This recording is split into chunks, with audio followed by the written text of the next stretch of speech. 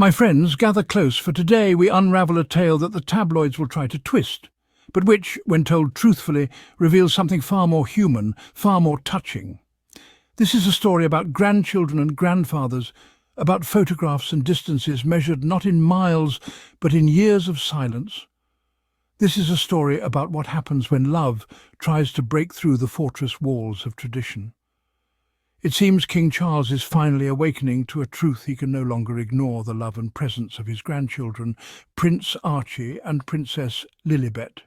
Yes, the same Archie and Lilibet who, despite the vicious headlines and royal cold shoulders, have grown up surrounded not by palaces and stiff protocols, but by warmth, love and the values their parents, Harry and Meghan, hold so dear.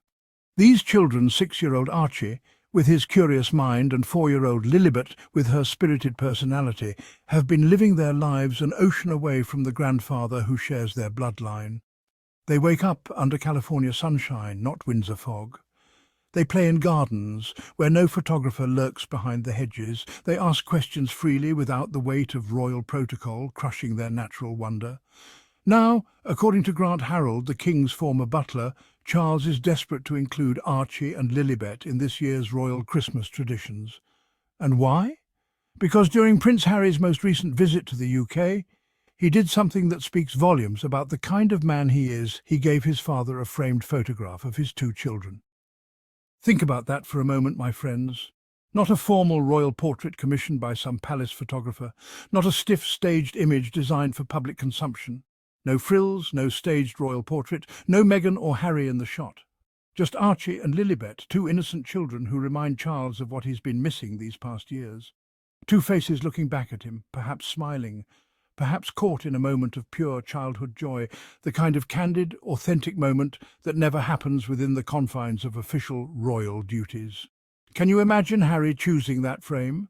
Can you picture him selecting just the right photograph from among hundreds, perhaps thousands, knowing his father would see it every day? Knowing it would sit on some desk or mantelpiece in Clarence House, a constant reminder of the grandchildren growing up without him? And isn't that something? Harry, who has been smeared endlessly by the press as bitter, distant and unyielding, is the one extending an olive branch through the purest symbol of love a parent can give his children. A simple photograph, framed with care, carrying more weight than any stiff royal handshake or performative balcony wave ever could.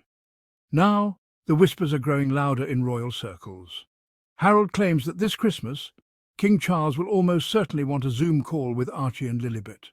Imagine that a monarch too busy to embrace his youngest grandchildren in person, reduced to peering at them through a screen, while pretending the Windsor Christmas traditions are intact. What a shame. What a commentary on how far we've fallen from what family is supposed to mean. Picture the scene: Charles in one of the grand rooms at Sandringham, surrounded by other royals who get to see him whenever they please. And there on a screen, thousands of miles away, 2 small children trying to have a conversation with a grandfather they barely know. Will Archie remember who this man is? Will Lilibet feel any connection to this face on the screen? Or will they simply be polite, well-mannered, because that's how their parents are raising them with grace, even toward those who have caused them pain? And yet, while the king may send gifts to California, beautifully wrapped presents carried across the Atlantic by courier, arriving at a Montecito doorstep with all the ceremony money can buy, let's not forget, these are children he has barely seen. Archie is 6 years old now, Lilibet is 4. They're not babies anymore. These are little people with their own personalities, their own laughter, their own voices. Archie probably has favourite books by now, favourite games, favourite questions about the world. Lilibet is at that age where every day brings new words, new opinions, new demonstrations of who she's becoming. And Charles has missed it all. Their first words, their birthdays, their everyday joys, the scraped knees and the triumphs, the bedtime stories and the morning giggles, the way Archie's face lights up when he figures something out, or the way Lilibet might dance around the living room. Why? Because the monarchy and the courtiers who cling to its outdated rules push their parents out rather than embracing the fresh chapter Harry and Meghan offered. Let's be clear about what Charles has sacrificed on the altar of duty and protocol. He's missed watching Archie grow from a baby into a boy who can read, who asks questions, who has thoughts about dinosaurs or space or whatever captures his imagination. He's missed Lilibet's entire transformation from infant to little girl, with a personality all her own. These aren't just statistics or bullet points in a family timeline. These are moments that never come back. You don't get a second chance at your grandson's third birthday or your granddaughter's first day of preschool. You don't get to rewind time and be there for the small moments that, strung together, make up a childhood. And for what? For the approval of tabloid editors who will never be satisfied? For the comfort of courtiers who care more about hierarchy than humanity? For the preservation of an institution that, let's be honest, has shown itself willing to sacrifice individual happiness for collective image time and time again? Now the palace and its loyal tabloid servants will spin this as a grandfatherly gesture. They'll say Charles is magnanimous, reaching out, keeping the family close. The headlines will paint him as the bigger person, the wise patriarch extending grace to his wayward son. They'll talk about his generous spirit, his willingness to forgive, his desire to include everyone in the royal fold. But where was this energy when Meghan was hounded day and night by racist vitriol in the UK press? Where were these grandfatherly instincts when articles questioned Archie's skin colour before he was even born? Where was this love for Archie when his parents were stripped of security and forced to live in fear of threats? Where was this grandfatherly instinct when Harry begged his family to support Meghan through her darkest moments, when she was struggling with her mental health, when she felt trapped and alone? The silence then was deafening. The lack of public support, the refusal to set the record straight, the willingness to let lie after lie proliferate in the media that was the royal family's response when it mattered most. When Harry and Meghan needed them to stand up and say enough, they chose institutional preservation over family protection. The truth is clear. Charles isn't leading this reconciliation. It's Harry. Harry is the one holding the door open. Harry is the one ensuring his children know who their grandfather is, despite the coldness and betrayal he and Meghan have endured. Harry, once again, is showing that he values family not as an institution, but as a bond of love. Think about the courage that takes, my friends. After everything Harry has been through, the attacks on his wife, the removal of his security, the public humiliation, the endless stream of negative stories planted by palace sources, he still chose to bring that photograph to his father. He still chose to keep that connection alive for his children's sake. That's not weakness. That's not desperation. That's strength.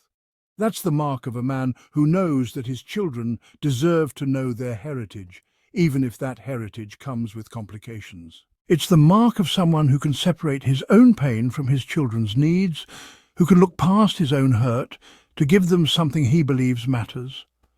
Harry has become the bridge between two worlds: the world of royal tradition his children were born into, and the world of freedom and authenticity he and Meghan have built for them in California. And he's maintaining that bridge, even when it would be so much easier to just let it collapse. And what of Meghan? The critics will try to paint her as distant, as though she's keeping the children away. They'll resurrect the old narratives about her being controlling, about her isolating Harry from his family, about her being the villain in this royal tragedy. But look closer. This framed photograph of Archie and Lilibet wasn't a sign of estrangement.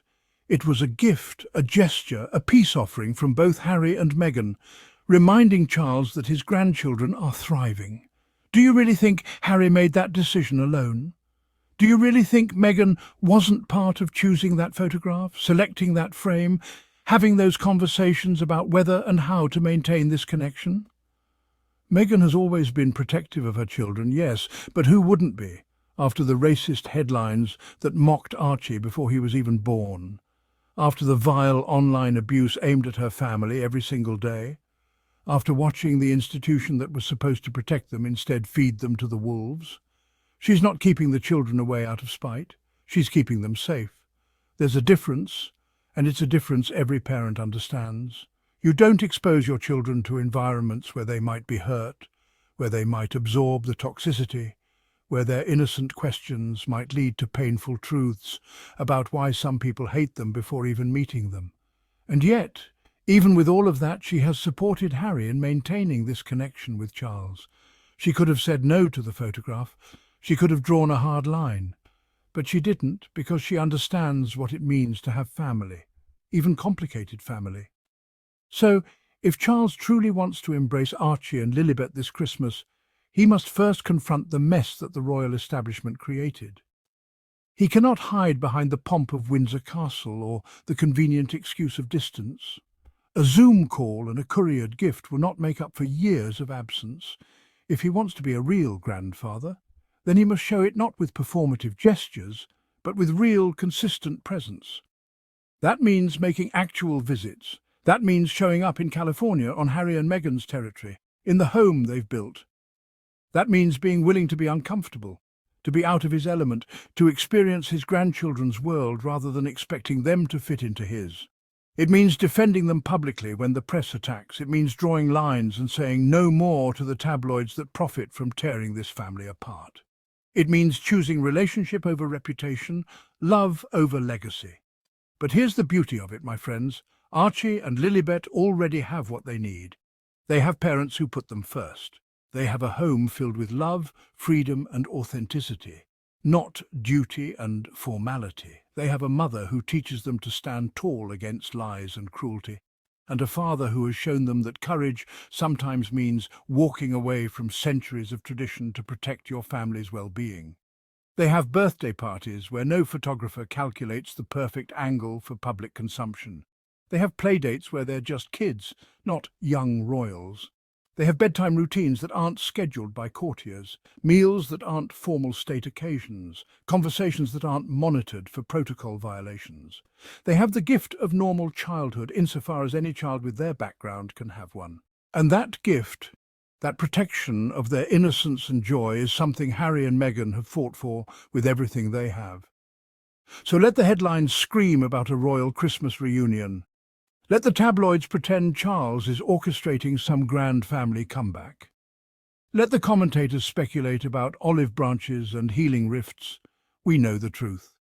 This is not the king reaching down from his throne. It is Harry and Meghan lifting their children up, making sure they know their heritage without ever sacrificing their dignity. This is about two parents who looked at an impossible situation and asked themselves, what do our children need? Not what does the institution demand, not what will the press say, not what will make others comfortable, but what do Archie and Lilibet need from us? And the answer they came to was this. They need to know where they come from, but they also need to be protected from the toxicity that comes with it. They need to understand their grandfather exists, but they don't need to be exposed to the machinery that tried to destroy their mother. They need truth, but they also need safety. That photograph Harry gave Charles represents that balance. It says, here are your grandchildren. They exist, they're beautiful, they're growing, and they're being raised by parents who will always put them first. And if Archie and Lilibet do unwrap gifts from Grandpa Charles this year, it will be in a California home filled with laughter, joy and love, not in the cold, performative halls of a palace. They'll open them on their own schedule, in their own time, without cameras recording every reaction for public consumption. They'll say thank you because their parents have taught them gratitude, not because protocol demands it. That, my friends, is the true gift. And so, as we look ahead to Christmas, let us remember this. Harry and Meghan have never stopped fighting for love, for truth, for family. Not the fairy tale version of family that exists in press releases and official photographs, but the real, messy, complicated version where people hurt each other and heal each other, where boundaries are necessary and bridges are still possible. They've shown us that you can honour where you come from without being imprisoned by it. They've demonstrated that protecting your children isn't the same as keeping them isolated. They've proven that sometimes the most loving thing you can do is create distance from dysfunction, even when the world calls you selfish for doing so. And in the end, that is what will carry Archie and Lilibet forward, not the gilded trappings of royalty, but the real warmth of parents who refuse to let the world destroy their happiness, who chose truth over tradition, love over legacy, peace over palaces. That photograph sitting on Charles's desk or mantle, if indeed it sits there, represents both what was lost and what still might be possible. It represents two children who are loved fiercely, protected completely, and given the chance to be exactly who they are meant to be. And really, my friends, isn't that what every grandparent should want for their grandchildren? Not titles or position or places in line of succession, but simply the freedom to grow up knowing they are loved, knowing they are safe, knowing they are enough exactly as they are. Charles has a choice to make this Christmas and every Christmas after. He can choose to be a grandfather in name only, sending gifts and making video calls from thousands of miles away. Or he can choose to be present, to show up, to do the hard work of building real relationship despite the obstacles. But whatever he chooses, Archie and Lilibet will be fine, because they have everything that truly matters. And that, my friends, is the real Christmas miracle in this story. Thank you for listening. Until next time, may we all remember what family really means.